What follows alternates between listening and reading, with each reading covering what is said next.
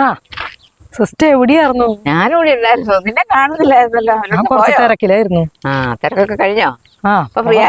Free ആയിണ്ട്. എന്നാലും എനിക്കൊരു കാര്യം ചോദിക്കാനുണ്ട് സിസ്റ്റർ. എന്താണ്? ഞാൻ കുറച്ചു കാലമായി വിചാരിക്കുന്നു, നമ്മുടെ പണ്ടത്തെ ഒരു മധുരമായൊരു കാലാവസ്ഥയല്ല നമ്മുടെ ഇപ്പോഴത്തെ കുട്ടികൾക്ക്. അവർക്ക് ഒരു അസ്വസ്ഥതയുള്ള പോലെ എനിക്ക് തോന്നുക. എന്തുകൊണ്ടാണ് നമ്മുടെ ഇപ്പോഴത്തെ യുവജനങ്ങൾക്ക് വളരെ ഒരു അസ്വസ്ഥത പോലെ എനിക്ക് ഫീൽ ചെയ്യുന്നുണ്ട്? സിസ്റ്ററിന് എന്താ അഭിപ്രായം ഇതിനെ പറ്റി? അതിങ്ങനെ എന്നെ പലരും ഒക്കെ പറയുന്നത് ഞാനും കേട്ടു. അപ്പം നീ ഇങ്ങനെ പറഞ്ഞത് കൊണ്ട് ഞാൻ പറയാൻ പറ്റും. അതെ, യുവജനങ്ങള് ഇപ്പൊ നമ്മളിവിടെ നോക്കിയാൽ അവരുടേതായ ലോകത്തില അല്ലെ. നമ്മൾക്ക് അവരെ പിടിച്ചാൽ കിട്ടാത്ത ഒരു സാഹചര്യമാണ്. ഒന്ന് വിളിച്ചാൽ വരും. എന്താണെന്ന് കേട്ട് കഴിഞ്ഞാൽ ഉടനെ അവരവരുടെ പണ്ടങ്ങനെ അല്ലായിരുന്നല്ലോ, കൂടെ ഇരുന്ന് അത് ബാക്കിയുള്ള കാര്യങ്ങളൊക്കെ ചെയ്ത് അതെന്ത് വേണ്ട സപ്പോർട്ടൊക്കെ ഉണ്ടെങ്കിൽ അതുകൊണ്ട്. ഇതങ്ങനെയല്ല. ഇപ്പം അവർ വന്നു, ചോദിച്ചു, പറഞ്ഞു, പോയി. അപ്പം അങ്ങനെ വീടുകളിലും അങ്ങനെ തന്നെയാണല്ലോ. അപ്പോൾ നമുക്ക് അതേപ്പറ്റി മനസ്സിലാക്കാൻ പറ്റുന്നത് എന്താണെന്ന് വെച്ചാൽ, ഈ യുവജനങ്ങൾ എപ്പോഴും എന്തിനെയോ പറ്റി വ്യഗ്രത കൊണ്ടിരിക്കുന്നവരാണ്. അതായത് അവർക്ക് ഇപ്പോഴത്തെ ഇത് പോരാ, സമയവും സയൻസും ഒക്കെ മാറിയതുപോലെ അവർക്കും ഒരു മാറ്റങ്ങളാണ്. അപ്പം നമ്മൾ ചിന്തിക്കണം, അത് കുടുംബത്തിൽ ഇങ്ങനെയാണ്. ഞാനും എൻ്റെ കുടുംബവും ഇങ്ങനെയാകുമ്പോൾ എൻ്റെ മക്കൾ ഇങ്ങനെ ഒരു വിദൂരത്തിലേക്ക് പോകുന്ന കാണുമ്പോൾ നമുക്കൊരു വേദനയും വിഷമവും. അവരെയൊക്കെ എങ്ങനെയാണ് ഉൾക്കൊള്ളുവാനായിട്ട്, അവരെയൊക്കെ എങ്ങനെയാണ് ചേർത്ത് പിടിക്കാനൊക്കെയുള്ള വ്യഗ്രതയൊക്കെ ഉണ്ട്, നമുക്കുണ്ട്. ഒരു മനസ്സിനൊരു വിഷമമൊക്കെ ഉണ്ട്. അപ്പം നമ്മളൊന്ന് ചിന്തിക്കണം, നമ്മുടെ കുട്ടികൾ നമ്മുടെ കുടുംബങ്ങളിൽ നിന്നാണല്ലോ വരുന്നത്. അത് ഞാൻ ഓൾറെഡി പറഞ്ഞു കഴിഞ്ഞു. അപ്പോൾ ആ വരുന്ന കുട്ടികൾക്ക് നമ്മുടെ മാതാപിതാക്കളാണ് എല്ലാത്തിനും, എല്ലാ കാര്യങ്ങളിലും സപ്പോർട്ടും അവർക്ക് വേണ്ട കാര്യങ്ങളൊക്കെ ചെയ്തു കൊടുക്കുകയും അവരെ കരുതലോടെ കാത്തു സൂക്ഷിക്കുകയും അവരുടെ വഴികളിലൂടെയൊക്കെ നമ്മൾ നടന്നു നീങ്ങണം. പണ്ട് അവരോട് പറഞ്ഞാൽ അവരെ ചെയ്തിട്ട് കൃത്യമായ സമയത്ത് വരുമായിരുന്നു. ഇപ്പം അങ്ങനല്ല. അവർ ചെയ്യാൻ പോകുന്ന സ്ഥലത്ത് നിന്ന് വേറൊരു ഡീവിയേഷൻ അവർക്ക് വന്നാൽ അവരതിലേക്ക് ചാഞ്ഞു പോകും. അപ്പോൾ എന്ത് ചെയ്യണം? നമ്മൾ അവരെ ചേർത്ത് പിടിക്കണം. കൈക്ക് അവരെ പിടിച്ച്, നമ്മൾ ഇപ്പം കുഞ്ഞു പിള്ളേരെ കണ്ടിട്ടില്ലേ, അവരെ മാതാപിതാക്കളെ കൈ പിടിച്ച് ഇങ്ങനെ നടന്നു പോകുമ്പോൾ അവർക്ക് സേഫാണ്, സുരക്ഷിതരാണ്. മാതാപിതാക്കൾക്കും സംതൃപ്തിയാണ്, അവർക്കും പേടിക്കാനൊന്നുമില്ല, എൻ്റെ കൊച്ചു എൻ്റെ കൂടെ ഉണ്ടല്ലോ എന്ന്.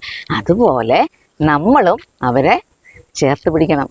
അത് തന്നെ കുറുക്കുവഴികൾ ഒത്തിരി ഉണ്ട്. അത് ഈ മാതാപിതാക്കൾ നല്ലപോലെ അറിഞ്ഞിരിക്കണം. അവർക്കറിയാൻ പാടില്ലാത്തതുകൊണ്ടാണ് പല കാര്യങ്ങളും ഇപ്പം നടന്നുകൊണ്ടിരിക്കുന്നത്. അപ്പം നമ്മൾ എന്ത് ചെയ്യണമെന്ന് അറിയുമോ?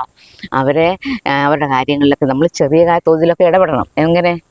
അവരുടെ പഠിത്തത്തെ പറ്റി നമ്മൾ അന്വേഷിക്കണം, അവരുടെ ഫ്രണ്ട്സിനെ പറ്റി നമ്മൾ അന്വേഷിക്കണം. അതുപോലെ തന്നെ അവർ ഏതൊക്കെ വഴിയിലൂടെയാണ് സഞ്ചരിക്കുന്നത്. നമുക്കവർ പോയി എല്ലാവരെയും പോലെ ഇതെങ്ങനെ എവിടെയാടാ അങ്ങനെയെന്നല്ല ചോദിക്കേണ്ടത്. നമ്മൾ അവരുടെ ഒപ്പം നടക്കുന്നതായിട്ട് അവർക്ക് ഫീൽ ചെയ്യണം.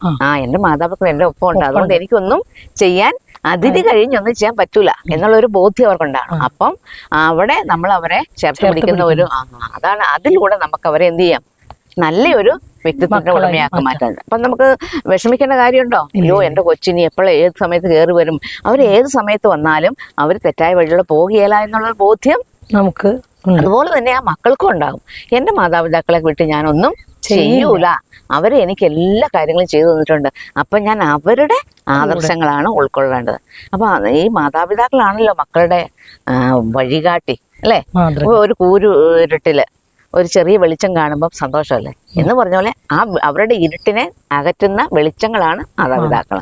അപ്പൊ നമ്മൾ ആ വെളിച്ചം എപ്പോഴും പകർന്നു കൊടുക്കണം, അല്ലേ? അതില്ലാതെ ആ ഇരുട്ടിൽ തന്നെ കഴിഞ്ഞു കൂടിയാലോ നമ്മളും അന്ധരായിരിക്കും, മക്കളും അന്ധരായിരിക്കും. അതല്ല വേണ്ടത്. അവരെ എപ്പോഴും വെളിച്ചത്തിലേക്കാണ് നയിക്കേണ്ടത്. അപ്പൊ നമ്മുടെ ചുറ്റുപാടുകളും എപ്പോഴും വെളിച്ചം നിറഞ്ഞതായിരിക്കണമെന്നില്ല. ആണോ? നമ്മൾ കാണുന്നുണ്ടല്ലോ, നമ്മുടെ ബോധ്യങ്ങളും എല്ലാം ഇപ്പം ക്ഷയിച്ചുകൊണ്ടിരിക്കുന്ന ഒരു കാലഘട്ടം. കാരണം നമ്മൾ ഒന്ന് കഴിയുമ്പോൾ അടുത്തൊന്നിലേക്ക് നമ്മൾ വഴുതി മാറുകയാണ്. കാരണം നമുക്കും അറിയത്തില്ല നമ്മൾ ഏത് ദിശയിലേക്കാണ് പോകുന്നത്. സമൂഹവും പിന്നെ മീഡിയയും പിന്നെ എല്ലാം നമ്മളെ മാറ്റിമറിച്ചുകൊണ്ടിരിക്കുകയാണ്. അത് നീ അനുഭവിച്ചുകൊണ്ടിരിക്കുന്ന ഒരു സമയമാണല്ലോ. അപ്പൊ നമ്മള് കുറച്ചും കൂടെ ശ്രദ്ധ ആരിൽ കേന്ദ്രീകരിക്കണം? നമ്മുടെ മക്കളിലെ. അപ്പൊ നമുക്ക് അങ്ങനെ ഒരു സാഹചര്യം വന്നാൽ നമ്മൾ പിന്നെ അവരെ പറ്റി പേടിക്കണോ? ആരെങ്കിലും എന്റെ മക്കളെ പറ്റി പറഞ്ഞാൽ വിഷമിക്കണോ? വേണ്ട. എന്റെ മക്കളെ പറ്റി എനിക്ക് പൂർണ്ണമായ അറിവുണ്ട്, ഉത്തരവാദിത്വമുണ്ട്. മക്കൾക്കും അതേപോലെ ചെയ്യുവാനായിട്ട്. അപ്പം ഈ സമൂഹമാണ് നമ്മൾ എന്ത് ചെയ്യേണ്ടത്? വീട്ടിൽ നല്ല അച്ചടക്കങ്ങളും എല്ലാ കാര്യങ്ങളും നമ്മൾ പകർന്നു കൊടുത്തു കഴിയുമ്പോൾ അവർ സമൂഹത്തിലേക്ക് ഇറങ്ങിപ്പോയാലും അവർ തെറ്റാണെന്ന് അവർക്ക് ബോധ്യം ഉണ്ടെങ്കിൽ അവരത് ആ തെറ്റിലേക്ക് ഒരിക്കലും പോകില്ല. അതുകൊണ്ട് നമുക്ക് ഇപ്പോൾ നമ്മൾ ചില കാര്യങ്ങളൊക്കെ പരാജയപ്പെട്ടു എങ്കിലും നമ്മുടെ കയ്യിലാണ് അതിന്റെ കടിഞ്ഞാൺ പിടിക്കാൻ പറ്റും. ഒരു കുതിര പാഞ്ഞു പോകുന്ന ഒരു കുതിരയ്ക്ക് കടിഞ്ഞാണില്ലെങ്കിലോ അതെന്ത് ചെയ്യും? ആ കുതിരപ്പുറത്തിരിക്കുന്ന ആളും വീഴും, കുതിരയും ലക്ഷ്യമില്ലാതെ ഓടിപ്പാഞ്ഞു. പക്ഷെ ഒരു കടിഞ്ഞാണാണ് ആ കുതിരയെ നിയന്ത്രിക്കുന്നത്, അല്ലെ? അപ്പൊ നമ്മൾ മാതാപിതാക്കളാണ് കടിഞ്ഞാണുകളായി മാറേണ്ടത്. അപ്പൊ കുതിരയെ ഏത് വിധത്തില് ഏത് സ്ഥലത്തേക്ക് നയിക്കണം എന്നുള്ളത് നമ്മുടെ കയ്യിലാണ് ഇരിക്കുന്നത്. അപ്പൊ നമ്മൾ ഈ സാഹചര്യത്തിനനുസരിച്ച് മാറേണ്ടിയിരിക്കണം. മാറിയെങ്കിൽ മാത്രമേ ഇത് സാധ്യമാവുകയുള്ളൂ.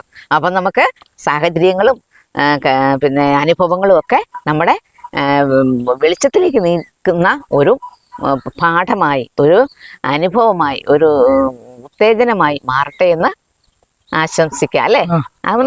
അങ്ങനെ നമ്മൾ പോയാലോ കാര്യങ്ങളൊക്കെ റെഡിയാകുമല്ലോ. സിസ്റ്ററിന്റെ ഉപദേശം എനിക്ക് വളരെയധികം ഉപകാരപ്പെട്ടു. അതെല്ലാവർക്കും ഒരു മാതൃകയായി തീരട്ടെ. അപ്പൊ ശരി. ശരി. Okay, bye. ബൈ.